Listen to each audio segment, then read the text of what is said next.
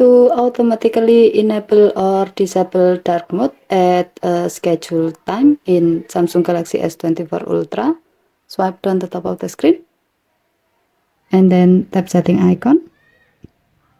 Scroll down the screen to find display, tap display and then tap dark mode setting. Next, tap the gray on off switch next to turn on schedule until the switch turns blue to turn it on.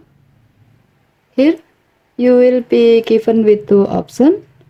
First, sunset to sunrise. You can select this option if you like your phone to automatically enable dark mode between sunset to sunrise.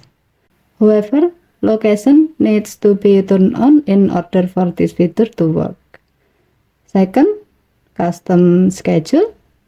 You can select this option if you like your phone to automatically enable dark mode at a specific time. As the example, if you want to set dark mode to automatically enable from 7 p.m. to 5 a.m. the next day, then tap set schedule, set the start time to 7 p.m. and then set the end time to 5 a.m. the next day.